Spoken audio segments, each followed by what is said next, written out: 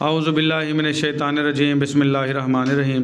आज हमने पढ़ना है बेटा हमारा pharmacy technician category B part second के lecture social behaviour law and ethics की बुक। आज हमने पढ़ना है कंडीशन ऑफ अ लाइसेंस, यानी लाइसेंस तो जारी हो गया आपको, तो उसके लिए सूरत हाल कौन कौन सी आपको बरकरार रखनी पड़ेगी कि आपका जो लाइसेंस है वो बरकरार रहे। ठीक है, लाइसेंस इशू होने के लिए जो सूरत हाल थी, कंडीशंस थी, वो हमने इससे पिछले लेक्चर में पढ़ी। अब लाइसेंस जारी होने के बाद की जो सूरत हाल हैं वो हमने अब इस लेक्चर में पढ़नी है, आज वाले में।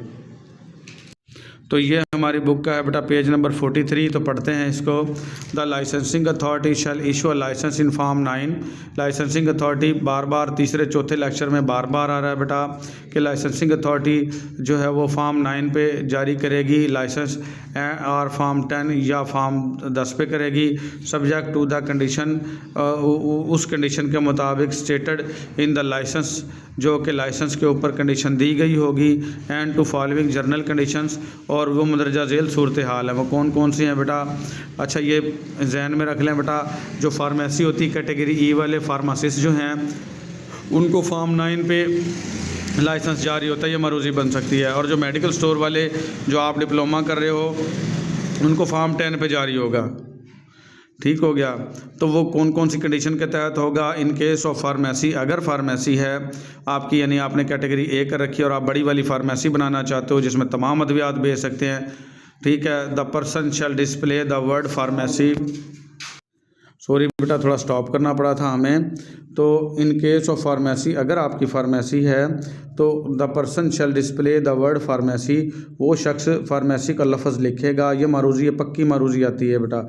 Outside the wall of the pharmacy, pharmacy की दीवार के बाहर, इन द वाइट राइटिंग, सफ़ेद लिखाई में लिखेगा। On a green coloured sign board, और साइन बोर्ड किस रंग का होना चाहिए, हरे रंग का। Having minimum length of 5 feet, और उसकी लंबाई तकरीबन 5 फुट की होनी चाहिए, कम से कम है, ज़्यादा हो सकती है इससे कम ना हो।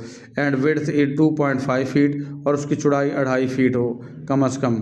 ठीक है। And in the case of medical store, और अगर मेडिकल स्टोर बना रहा है बेटा, बार बार मैं तीसरे चौथे लेक्चर में बता रहा हूँ, मेडिकल स्टोर जो है वो कैटेगरी ए वाला भी बना सकता है और बी वाला भी बना सकता है, लेकिन जो फार्मेसी है वो सिर्फ कैटेगरी ए वाला बना सकता है।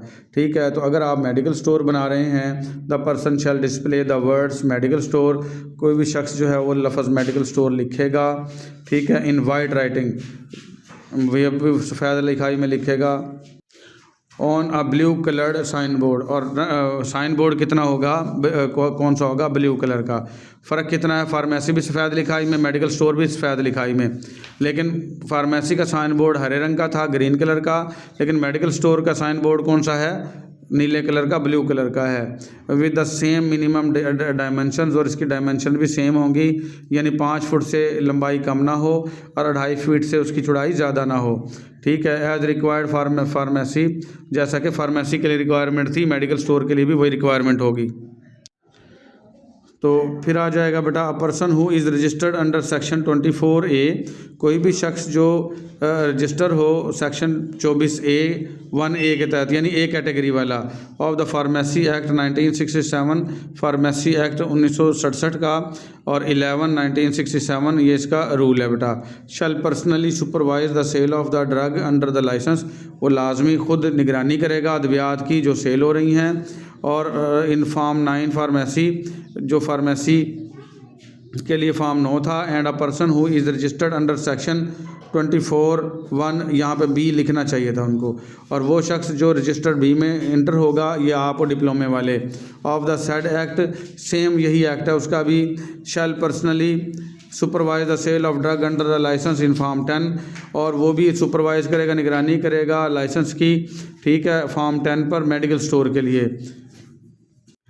यहाँ पे ये पॉइंट बेटा आपको गौर करना पड़ेगा इस पर, और हमेशा ये याद रखनी है बातें कि जो फार्मेसी वाला था वो 24(1)(a), और सेम जो मेडिकल स्टोर वाला था वो 24(1)(a) ए एंड बी दोनों ही हो सकता है, क्योंकि ये मेडिकल स्टोर है ना, वो ए कैटेगरी वाला भी बना सकता है, बी वाला भी, लेकिन फार्मेसी सिर्फ और सिर्फ ए वाला बना सकता है। ठीक है, और फार्मेसी का जो लाइसेंस है वो फॉर्म 9 पे जारी होगा और मेडिकल स्टोर का फॉर्म 10 पे जारी होगा।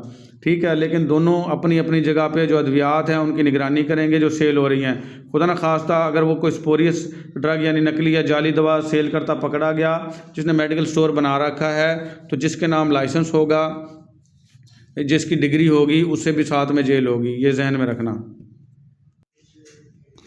The supply of a drug shall be recorded suitably, जो सप्लाई आपके पास अद्वियात की आई है उसको रिकॉर्ड रखना है कि फ़लाँ दवाई मेरे पास फ़लाँ शख्स दे के गया है।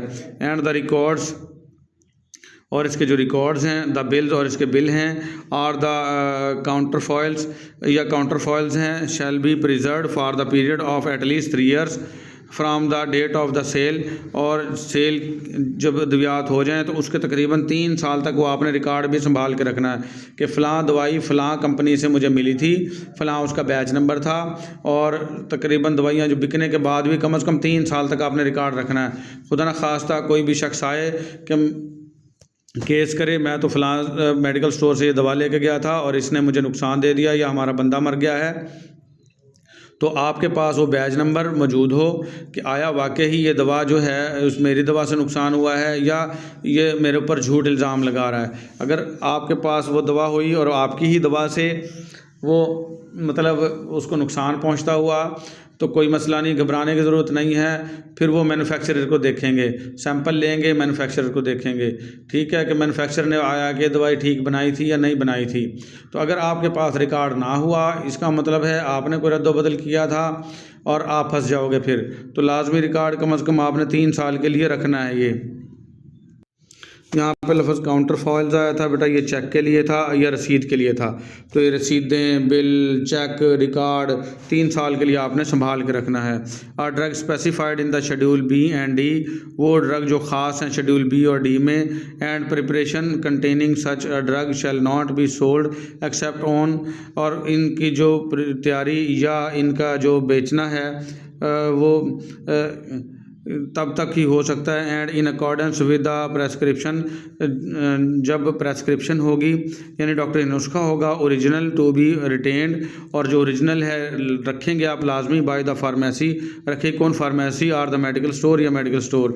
तो ये शेड्यूल बी और डी वाली जो अद्वियात हैं ये लाजमी आपने जो डॉक्टरी असल नुस्खा है वो पहले रखना है और फिर ये अद्वियात जारी करनी है, ताकि नुस्खा रिकॉर्ड रहे कि फ़लाँ शख्स मेरे पास नुस्खा लेके आया था, फ़लाँ डॉक्टर का लिखा हुआ था और उसके तहत मैंने अद्वियात फराम की हैं। अदरवाइज़ भी ये अद्वियात किसी को भी नहीं देनी है।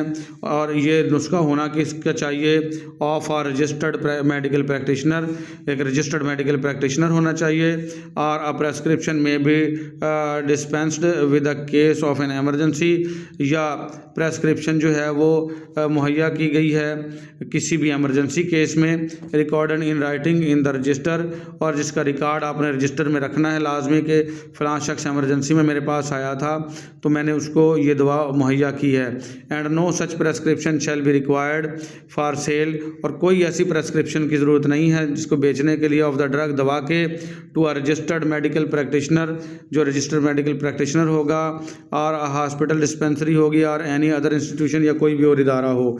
तो सिर्फ़ और सिर्फ आपका जो सा है,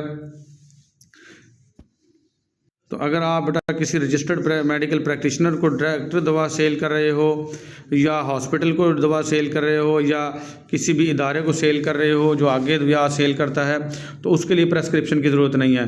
कोई भी बंदा लेने आएगा तो प्रेस्क्रिप्शन लाजमी दिखाएगा। अगर कोई इदारा आएगा तो उसका तो आपको पता ही है कि वो इदारा जो है वो अपनी स्वाबदीद पे उसके तो फिर अलग से होता है। जैसा कि आप होल सेलर हैं, आपने जो दवा ली है मैन्युफैक्चरर से, कारखाने से, तो उसका भी रिकॉर्ड होगा। और आपने अगर आगे बेची है, किसी भी मेडिकल प्रैक्टिशनर के पास रखवाई है दवा, या मेडिकल स्टोर पे दी है, वो इदारा हो गया, इंस्टीट्यूशन हो गया, या हॉस्पिटल में दी है इस्तेमाल के लिए, तो वो भी रिकॉर्ड होता है। तो उसके लिए प्रेस्क्रिप्शन ना भी हो तो चल जाएगा काम। लेकिन अगर कोई भी शख्स लेने आया है तो उसकी असल प्रेस्क्रिप्शन रख के देनी है दवा, किसमें शेड्यूल बी और डी वाली की। Subject to rule 1, a licence of medical store shall not sell or store the drug mentioned in the schedule ji.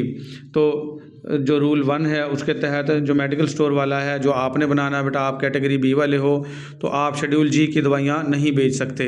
Schedule जी में मैं पहले भी बता चुका हूँ कई सारे अपने लेक्चर्स में, शेड्यूल जी में कुछ ऐसी अद्वियात हैं जो ब्लड प्रेशर लो करने वाली हैं या एंटीबायोटिक हैं जो कि ख़तरनाक होती हैं, जो कि एक माहिर ही बंदा बेच सकता है, उनके इस्तेमाल से मौत भी वाक़ई हो सकती है। तो ऐसी अद्वियात जो है वो आपके मेडिकल स्टोर वाले को रखने की इजाज़त नहीं होती।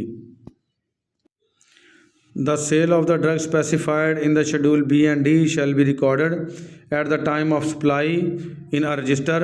जो सेल है ड्रग की कौन सी शेड्यूल बी और डी वाले की, आपने जब सप्लाई आपको आएगी तो आपने उसको रजिस्टर में नोट करना है, specially maintained for the purpose, उसको लाजमी मेंटेन रखना है किसी खास मकसद के लिए। And serial number of the entry in the register shall be entered, और सीरियल नंबर भी लाजमी आपने रजिस्टर में लिखना है इन द प्रेस्क्रिप्शन, नुस्खे के ऊपर कि ये फ़लाँ सीरियल नंबर की दवाई मैं फ़लाँ मेडिकल स्टोर से, जो मुझे फ़लाँ शख्स से जो बेच के गया था होलसेलर, उससे मैंने ली है।